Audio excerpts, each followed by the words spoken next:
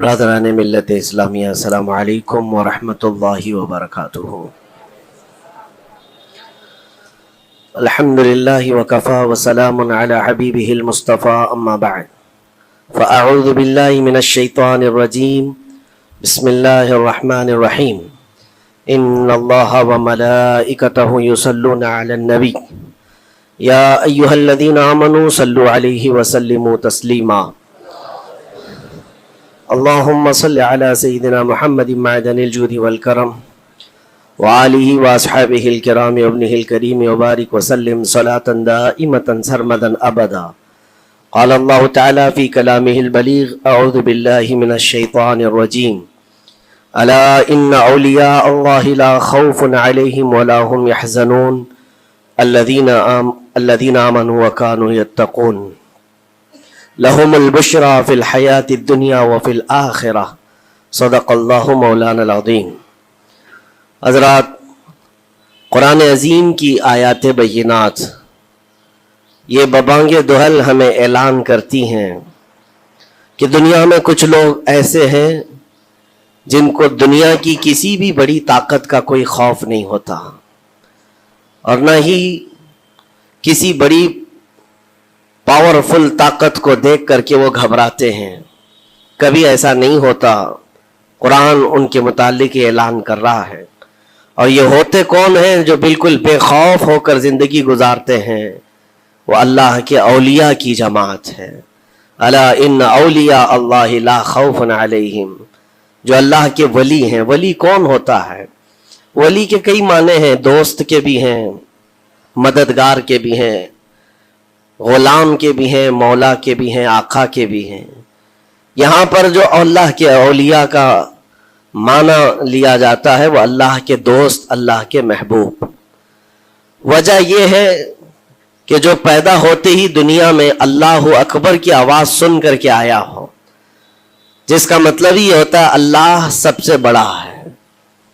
جب بھی ہمارے گھر بچہ پیدا ہوتا ہے، کسی بھی مسلمان گھر میں، اس کے کانوں میں سب سے پہلی جو آواز ہم دیتے ہیں وہ اذان کی، اللہ اکبر اللہ اکبر، اللہ سب سے بڑا ہے، اللہ سب سے بڑا ہے۔ اور مسلمان کی زندگی جب ختم ہونے کو آتی ہے، ہماری روح نکل جائے اور ہمیں کفن دے کر جنازہ لا کر امام کے سامنے رکھا جاتا ہے، امام پھر ہمارے جنازے پر سب سے پہلی تکبیر جو باندھتا ہے اللہ اکبر کہہ کر، اللہ سب سے بڑا ہے۔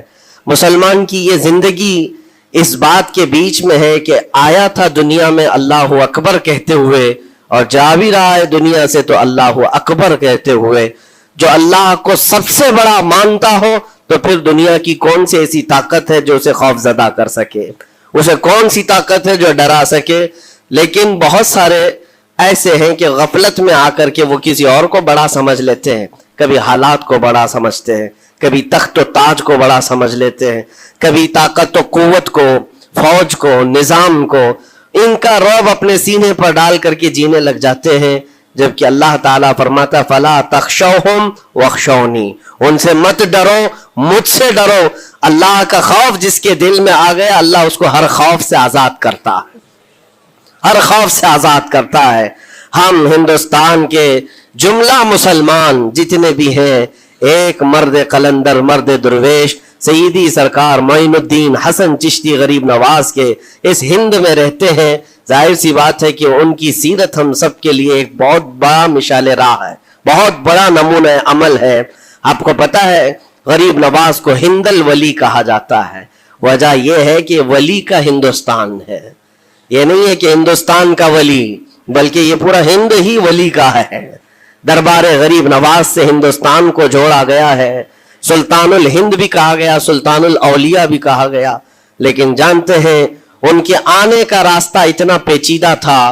وہ سن 583 کی بات تھی، 583 ہجری چل رہی تھی، جب آپ حرم کعبہ سے نکل کر مدینہ طیبہ جا رہے تھے۔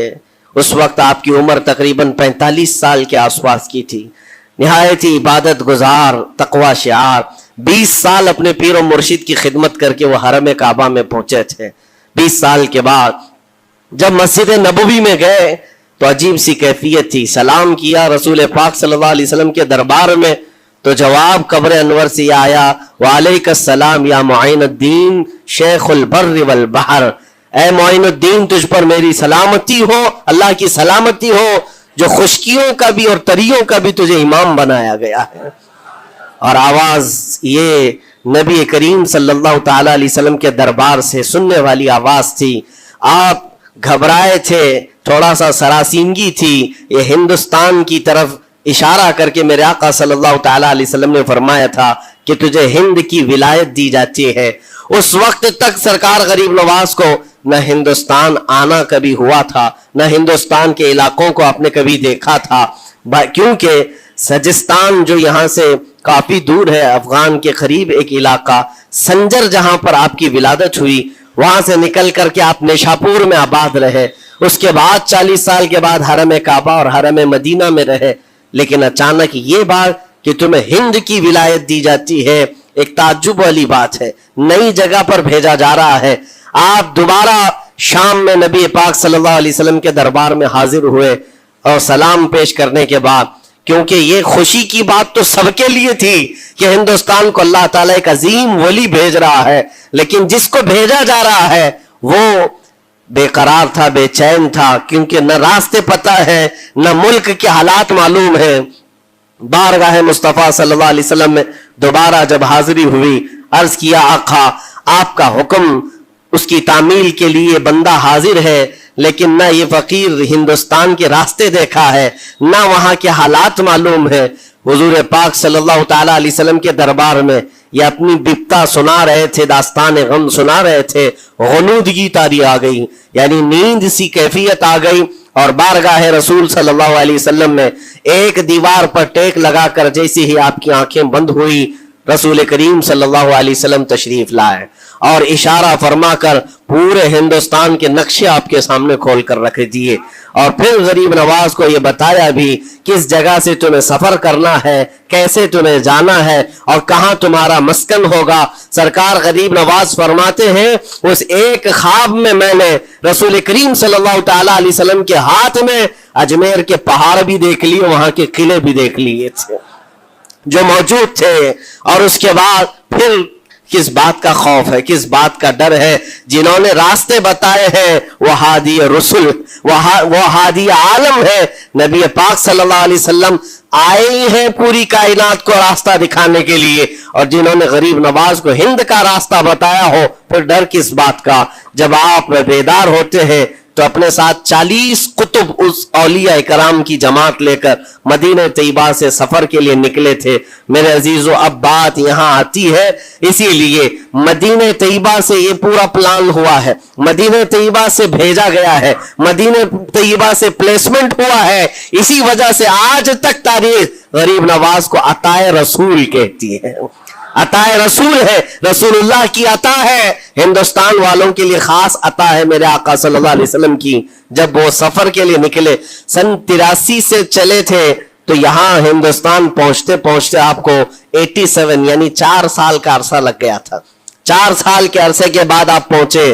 میرے عزیزوں, نہ پلینوں کا سفر نہ جہازوں کا سفر کہ اڑ کر کے ادھر سے ادھر آ گئے, وہ تو پیدل قافلہ نکلا تھا, درویشوں کا قافلہ تھا, اور وہاں مدینہ طیبہ سے نکل کر بغداد پہنچے. بغداد میں اولیاء کاملین کی صحبت پائی, وہاں سے پھر نیشاپور, پھر اس کے بعد ہرات, اور افغان کے علاقے ہوتے ہوئے لاہور پہنچے. لاہور میں سرکار داتا گنج بخش عالم رحمت اللہ تعالی علیہ کے دربار میں چلہ کشی فرمائی, وہاں سے دلی پہنچے. یہاں یہ پورا جو راستہ ہے 4 سال کا, میرے عزیز و تاریخ میں ہے. سرکار غریب نواز جس راستے سے چلتے جاتے تھے, جو کافر یا مشرک بھی دیکھتا وہ دائرہ اسلام میں داخل ہو جاتا نا.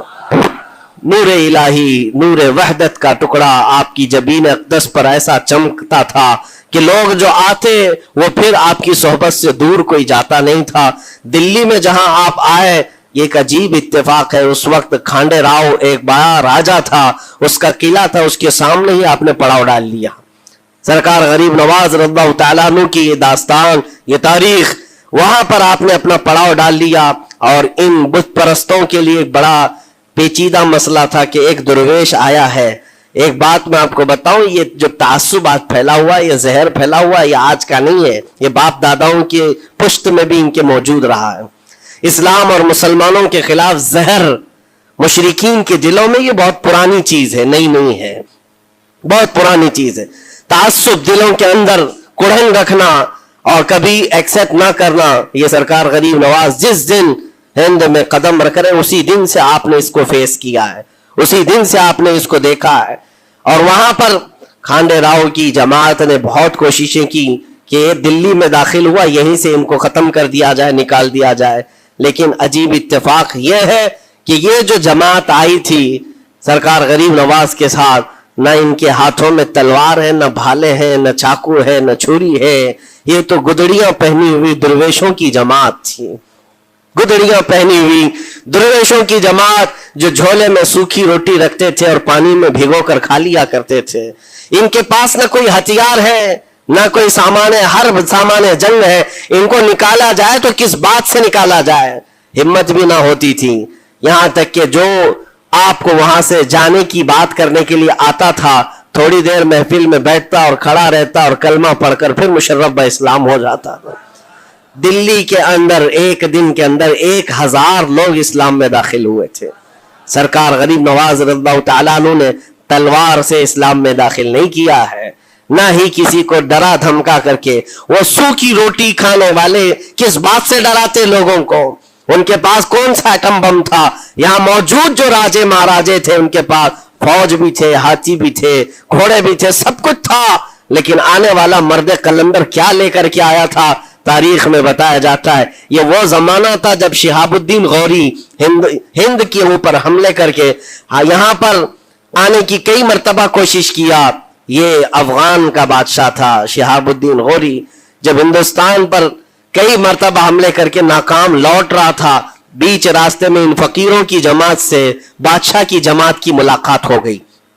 سپاہی جا رہے تھے شکست کھا کر اور یہ درویشوں کا قافلہ ادھر آ رہا تھا، دیکھا پہچانی سی صورتیں لگتی ہیں، جا کر کے ایک سپاہی نے پوچھا بابا آپ لوگ کہاں جا رہے ہیں؟ تو بابا جو جماعت میں آ رہے تھے انہوں نے کہا ہندوستان فتح کرنے جا رہے ہیں۔ بڑی بات ہے، گدڑیاں پہنے ہوئے، پیون لگے کپڑے ہیں، جھولیاں لٹکائے ہیں، اور اس نے دیکھ کر کے کہا مارا سپاہی نے، کہا یہ دیکھتے ہو ہمارے بادشاہ کی فوج ہے، اس میں ہاتھی گھوڑوں کی تعداد دیکھو، ذرا سامان جنگ تو دیکھو، اس میں نیزے تلواروں کی چھنک تو دیکھو، اور آپ یہ چند فقیروں کی جماعت لے کر ہند فتح کرنے کی بات کر رہے ہیں۔ تب سرکار غریب نواز کے کانوں میں آواز آئی تو آپ نے کہا اس سے کہہ دو فرق یہی ہے، تم جب لڑنے کے لیے جاتے ہو تو یہی ہاتھی گھوڑے اور تلواروں کے بھروسے جاتے ہو، معین الدین صرف اللہ اور اس کے رسول کے بھروسے جا رہا ہے۔ ہمارے پاس جو طاقت ہے وہ اللہ اور اس کے رسول کے ساتھ ہونے کی طاقت ہے۔ آج کے زمانے میں غریب نواز کا یہ جملہ ہمارا حوصلہ بڑھا دیتا ہے، کوئی ہو یا نہ ہو اللہ ہمارے ساتھ ہے، اللہ ہمارے ساتھ ہے، حالات جتنے بھی بدلتے جائیں، لیکن میرے عزیزو اللہ حی و قیوم ہر چیز کو دیکھ رہا ہے، اس سے کوئی چیز غافل نہیں ہے۔ بعض لوگوں نے یہ شوشے چھوڑنا شروع کر دیے کہ اب ان کا مستقبل کیا ہوگا، اب ان کا فیوچر کیا ہوگا، نئی حکومتیں آئیں گی، نیا نظام آئے گا، اب تمہاری نہ مسجدوں کی خیر ہے، نہ میناروں سے آواز آئے گی، نہ تمہاری اذانوں کا اور نہ ہی تمہارے نمازوں کا کچھ فیوچر ہے۔ یہ سب باتیں ان لوگوں کے ذریعے سے آ رہی ہے جو کسی کے فضلہ خار ہیں یا کسی کے الیکشن کے پیسے کھائے ہوئے لوگ ہیں۔ میں کہتا ہوں جو سچا مومن ہے وہ اس بات پر عہد کرتا ہے، کربلا کی سرزمین پر بھی اذان کی آواز بند نہ ہو سکی تھی، جہاں بہتا خون بھی بتا رہا تھا اسلام زندہ ہوتا ہے ہر کربلا کے بعد۔ آج بھی حالات اگر ہمارے موافق نہیں ہے تو میرے عزیزوں نسلوں میں کوئی تو آئے گا جو صلاح الدین بن کر کے ابھرے گا، نسلوں میں کوئی تو آئے گا جو غریب نواز کا غلام بن کر معین الدین بن کر کے نکلے گا۔ اس لیے کہ حالات ہر وقت ایک طرح کے نہیں ہوتے، ہم نے تاریخ دیکھی ہے اور رب تعالیٰ کا قانون ہے، کبھی بادشاہوں کو فقیر بنا دیتا ہے اور کبھی فقیروں کو بادشاہ کا منصب عطا کر دیتا ہے۔ جب سرکار غریب نواز دلی کے سرزمین پر آپ بیٹھے ہوئے تھے اپنے صوفیہ کی جماعت کے ساتھ، ایک دسترخوان لگا ہوا تھا، दस्तरखान लगा हुआ है, औलिया इकराम की जमात है, एक दूसरे से बातचीत कर रहे हैं। दिल्ली में उस वक्त हालात अजीब थे। एक छोटा सा लड़का जिसकी उम्र 13 या 14 साल की रही होगी, वो अपने हाथ में खटोरी और एक तीर और तरकश लेकर के सामने से जा रहा था। औलिया की नजर उस पर पड़ी। सरकार गरीब नवाज ने नजर उठाकर देखी, और सामने से मजमे से जाने वाले बच्चे बहुत सारे होते हैं, कोई आया गया, लेकिन गरीब नवाज ने नजर उठाकर देखा और फिर सूफिया की जमात से कहा कि देखना ये कल दिल्ली का बादशाह बनकर के निकलेगा, हिंदुस्तान की पूरी सल्तनत इसके पास होगी। तारीख में मौजूद है, गरीब नवाज की जुबान से निकला हुआ ये जुमला। वो लड़का कोई और नहीं था, सुल्तान शमसुद्दीन अल्तमश, जो हिंदुस्तान का ताकतवर बादशाह बनकर के निकला था। हाँ, वो जिसको चाहे नवाज दे और जिसको चाहे उठा दे।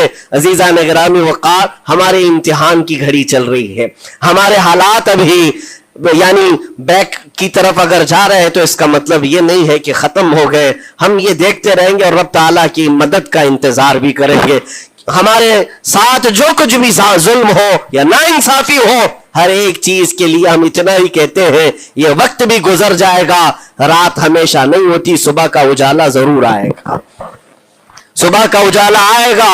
अजीजा ने गिरामी वक़ार, सरकार गरीब नवाज रज़ियल्लाहु तआला अन्हु का वो जुमला याद रखो, हम अल्लाह और उसके रसूल के भरोसे जीते हैं, अल्लाह और उसके रसूल के भरोसे जीते हैं।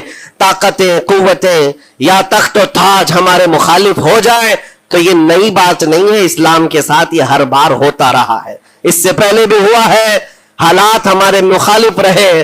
औलिया कामिलीन की जमातें देखिए, अहले बैत अतहार, रसूलुल्लाह की आल, इतने में आपको शहादत के वाकयात अगर बता दूं, आपको तो सिर्फ एक करबला मालूम होगा, एक करबला सुना होगा कसरत से, लेकिन जानते हो रसूलुल्लाह की आल में से कई ऐसे साहबजादे हैं जिनको जेलों में एक एक साल नहीं 7 साल 8 साल तक बंद रखा गया। इमाम मूसा काजिम रज़ियल्लाहु तआला अन्हु को 7 साल तक जेल में रखा, जंजीरों से बांधा और जहर देकर के उनको शहीद किया गया है। हज़रत इमाम मोहम्मद बिन हसन अस्करी 20 साल तक जेल में काटे हैं। ये रसूलुल्लाह के घर वालों की बात कर रहा हूं। सैयदना ज़ैद शहीद, जिनको सूली पर चढ़ा दिया गया था, ये इमाम हसन मुज्तबा की औलाद में से है। ये सारे खूनी दास्ताने यहां इस्लाम की तारीख में मौजूद है। जब इस्लाम उस वक्त नहीं रुका तो अब क्या खाक रुकेगा? इस्लाम अब नहीं रुकना है, कयामत तक इसकी हिफाजत अल्लाह करीम फरमाएगा, अल्लाह करीम फरमाएगा। हम जैसे आएंगे और चले जाएंगे, लेकिन इस्लाम को फलना फूलना है, ये फलता फूलता ही रहेगा इंशाअल्लाह। आपकी जिम्मेदारी इतनी है, आपकी इतनी जिम्मेदारी है, हालात देख करके बच्चों को ये ना कहना कि बेटा आप जैसे हालात चल रहे हैं वैसे ही चलते रहो। नहीं, अपने बेटों को ये तरगीब देना कि बेटा आज हम इम्तिहान की घड़ी में हैं, कल अगर अल्लाह ने हालात अच्छे कर दिए तो याद रखना, जिस जगह बुतकदे बने हमारी मस्जिदों को तोड़कर, इंशाअल्लाह वहां से अजान की आवाज फिर से गूंजेगी, अजान की आवाज आए। ये बच्चों को नसीहत होनी चाहिए। हमारी तारीख मिटाने से मिटती नहीं है, एक दौर आएगा फिर जब अल्लाह करीम चाहे तो ये तारीख खुल करके लोगों के सामने आए। हम किसी पर जुल्म करने की इजाजत हरगिज नहीं देते, और साथ ही इस्लाम ये भी कहता है जुल्म हो जाए तो सहने की इजाजत भी नहीं है। आपको हक बात बोल कर जाना है, हक बात पहुंचा करके जाना है। बोलने में क्या है, हमारी जुबान काटी जाएगी, हमारी गर्दन मारी जाएगी, लेकिन हक बात की हिफाजत नस्लों तक मुंतकिल करना अल्लाह करीम की तरफ से एक बहुत बड़ा इनाम है, इसका बहुत बड़ा इनाम है। ये तो हम कर ही सकते हैं, हमारी नस्लों को ये बात बताएंगे इंशाअल्लाह अज़ीज़। ये गरीब नवाज का हिंदुस्तान कल भी था, आज भी और हमेशा रहेगा इंशाअल्लाह। सरकार गरीब नवाज का फैलाया हुआ ये चिराग कभी फूंक के फूंकों से बुझाया तो नहीं बुझाया जा सकता। आप दिल्ली की सरजमीन से जब अजमेर मोहल्ला पहुंचे थे, ये तकरीबन 7 महीने का सफर था गालिबन। इस सफर के दौरान कई हजार लोग इस्लाम में दाखिल हुए थे, और आपको उसके बाद की तारीखी हालात मालूम है। जादूगरों ने मुकाबला किया, राजाओं महाराजाओं ने, बादशाहों ने मुकाबला किया, और फौज ने मुकाबला किया। न जाने कितने लोग। एक बार तो ऐसा हुआ कि अन्ना सागर के उस पहाड़ी पर आप जिक्र में मशगूल थे, राजे ने कई मर्तबा ये सोचा कि इनको मार करके या किसी तरह से भगाए, लेकिन जब नहीं हुआ तो राजा से किसी ने कहा ये منتر والا کوئی فقیر ہے، اس کا توڑ منتر والے سے ہی ہوگا. تو اس وقت جو بہت بڑا ان کا ایک منتر جاپ کرنے والا پجاری تھا، اس وقت اس تاریخ میں اس کا نام رام دیو بتایا گیا ہے، یہ والا نہیں ہے، اس زمانے کا تھا. اور اس کو راجا نے جا کر کہا، وہ کبھی کسی سے مقابلے کے لیے آیا نہیں تھا، اس نے حامی بھر لی کہ ہاں ٹھیک ہے، میں جاؤں گا، دیکھتا ہوں کون فقیر آیا ہے ہماری اس دھرتی پر، اور میں جاپ کروں گا، اگر جادو ہے تو جادو سے میں کاٹ دوں گا. اس نے تقریباً اپنے ساتھ 400 یا 500 پجاریوں کو لیا، اور جب وہ آیا تو سرکار غریب نواز کے ساتھ 2 خادم تھے، آپ کے ساتھ صرف 2 خادم بیٹھے ہوئے تھے. کہا کہ حضور بہت بڑا مسئلہ ہے، پجاریوں کا جادو ہم پر حملہ آور ہے، ان کا جادوگر حملہ آور ہے، اور مقابلے کے لیے وہ لوگ میدان کے قریب آ چکے، پہاڑ کے نیچے ہیں، آپ اپنے چلہ گاہ سے اٹھتے ہیں جہاں پر آپ عبادت کر رہے تھے. کہا ٹھیک ہے ہم جاتے ہیں. اور اس کے بعد سرکار غریب نواز نے کہلا بھیجا اپنے خادم سے، کہو کہ وہ اپنا منتر پڑھیں، ہم اپنا منتر پڑھیں. وہ اپنا منتر پڑھیں جو بھی ان کے جادو کا ہے. اب جب وہ پنڈت نے، پجاری نے دیکھے بغیر اپنے سارے پجاریوں سے کہا کہ جیسے ہی وہ درویش آئے گا، وہ فقیر آئے گا، ہمارا یہ منتر ہے، یہ پڑھنا، وہ آگ میں بھسم ہو جائے گا، دنیا دیکھے گی. سبوں نے کہا ٹھیک ہے، لیکن ابھی کسی نے دیکھا نہیں تھا.